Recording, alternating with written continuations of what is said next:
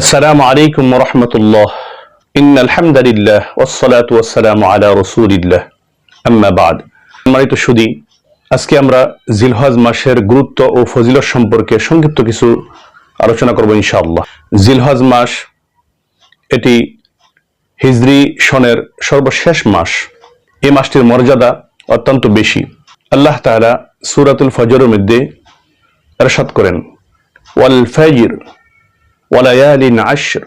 আল্লাহ তাআলা বলেন, শপথ ফজরের, শপথ 10 রাতের। এই 10 রাত দ্বারা উদ্দেশ্য হচ্ছে জিলহজ মাসের প্রথম 10 রাত্রি। এ সম্পর্কে হযরত আব্দুল্লাহ ইবনে আব্বাস রাদিয়াল্লাহু তাআলা আনহু, হযরত আব্দুল্লাহ ইবনে জুবাইর রাদিয়াল্লাহু তাআলা আনহু এবং হযরত মুজাহিদ রাহমাতুল্লাহি আলাইহি সহ অনেক মুফাসসিরিন কেরামগণের মত হচ্ছে ওয়ালায়ালিন আশর, এখানে যে আল্লাহ তাআলা 10 রাতের শপথ করেছেন তা হচ্ছে জিলহজ মাসের প্রথম 10 রাত্রি। এত কিন্তু প্রমাণিত হয় এ রাতের মর্যাদা অনেক বেশি, কারণ আল্লাহ তাআলা যে বিষয়ে শপথ করেন তার দাম অনেক বেড়ে যায়। এ মাসের মর্যাদা সম্পর্কে সুনানে আবু দাউদের 2438 নম্বর হাদিসের মধ্যে এসেছে, রাসূল করিম সাল্লাল্লাহু আলাইহি ওয়াসাল্লাম বলেছেন, মা মিন আইয়ামিন আল আমালুস সালিহু ফিহা আহাব্বু ইলাল্লাহি মিন হাযিহিল আইয়াম, ইয়ানি আইয়াম আল আশর। রাসূল করিম সাল্লাল্লাহু আলাইহি ওয়াসাল্লাম বলেছেন, আল্লাহ তাআলার নিকট যে কোনো দিনের নেক আমলের চাইতে জিলহজ মাসের প্রথম 10 দিনের আমল অত্যন্ত বেশি প্রিয়। সাহাবায়ে কেরাম প্রশ্ন করেন, ক্বালু ইয়া রাসূলুল্লাহ ওয়ালাল জিহাদু ফি সাবিলিল্লাহ, ওগো আল্লাহর রাসূল, জিহাদও কি নয়? ক্বালা ওয়ালাল জিহাদু ফি সাবিলিল্লাহ। রাসূল করিম সাল্লাল্লাহু আলাইহি ওয়াসাল্লাম জবাব দিলেন, না, জিহাদও নয়। ইল্লা রাজুলুন খরাজা বিনাফসিহি ওয়া মালিহি, তবে ওই ব্যক্তি ছাড়া যে নিজের জান মাল নিয়ে জিহাদে বের হয়ে, ফালাম ইয়ারজি' মিন যালিকা বিশাই, অতঃপর কোনো কিছু নিয়ে সে ফিরে আসে না। সম্মানিত সুধী, এই হাদিস থেকে প্রমাণিত হয় যে কত গুরুত্ব এবং ফজিলত এই জিলহজ মাসের প্রথম 10 দিনের আমল। সম্মানিত সুধী, এ মাসে বিশেষ কিছু মৌলিক ইবাদতের সমাহার ঘটেছে। তাই চলুন আমরা এ মাসের বিশেষ আমলগুলো জেনে নিই। 1 নম্বর, জামি' আত-তিরমিজির 1523 নম্বর হাদিসের মধ্যে এসেছে, রাসূল করিম সাল্লাল্লাহু আলাইহি ওয়াসাল্লাম বলেছেন, মান রাআ হিলাল যিল হজ্জ ওয়া আরাদা আন ইউদহিয়া ফালা ইয়াখুযান্না মিন শা'রিহি ওয়ালা মিন আযফারিহি। রাসূল করিম সাল্লাল্লাহু আলাইহি ওয়াসাল্লাম বলেন, যে ব্যক্তি জিলহজ মাসের চাঁদ দেখেছে, ওয়া আরাদা আন ইউদহি, অথবা কুরবানি করার ইচ্ছা করেছে, ফালা ইয়াখুযান্না মিন শা'রিহি ওয়ালা মিন আযফারিহি, সে যেন তার চুল, নখ ইত্যাদি না কাটে।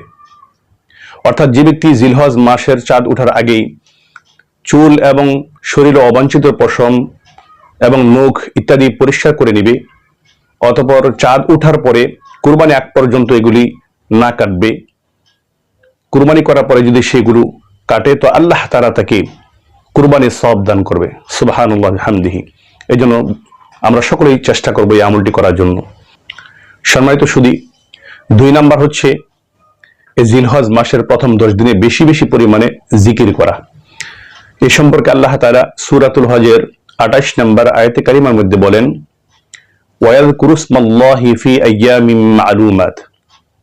আল্লাহ তাআলা বলেন, তারা যেন নির্দিষ্ট দিনগুলোতে আল্লাহ তাআলার নাম স্মরণ করে।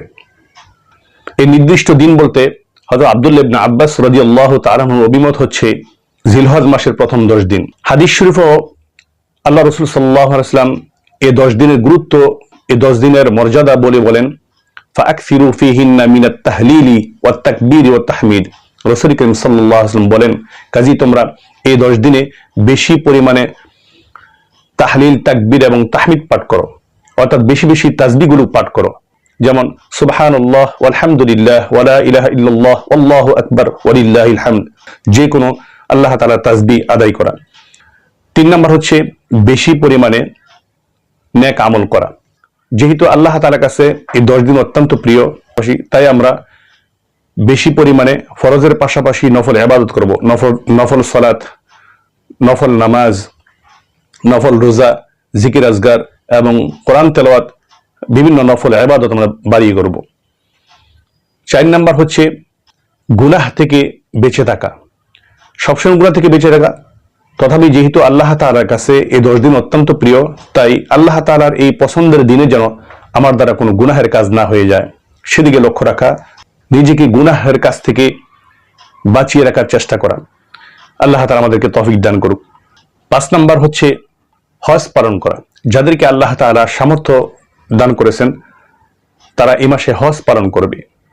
6 নাম্বার হচ্ছে আরাফার দিবসে রোজা পালন করা।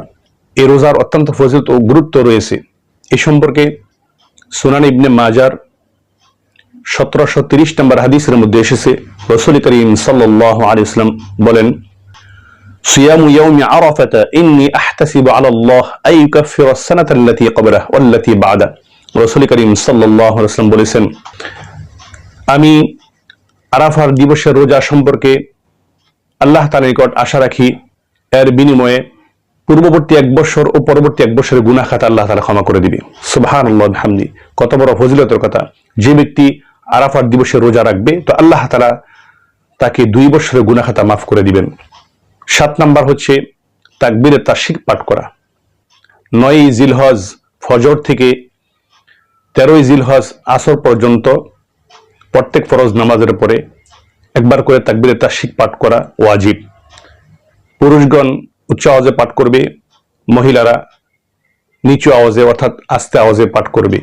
8 নাম্বার ঈদুল আজহার দিবসের সুন্নত সমূহ পালন করা, অর্থাৎ ঈদের দিনের বিশেষ কিছু সুন্নত রয়েছে সেগুলো পালন করা।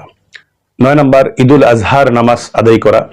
10 নাম্বার কুরবানি করা। যাদেরকে আল্লাহ তাআলা কুরবানি করার সামর্থ্য দিয়েছে তারা কুরবানি করবে। এই বিশেষ 10টি আমল এই জিলহজ মাসের প্রথম 10 দিনে রয়েছে। আল্লাহ তাআলা আমাদের সবাইকে এই বিশেষ আমলগুলো করার তৌফিক দান করুন, আমিন। আজ এই পর্যন্তই। ভালো থাকুন, সুস্থ থাকুন। আসসালামু আলাইকুম ওয়া রাহমাতুল্লাহ।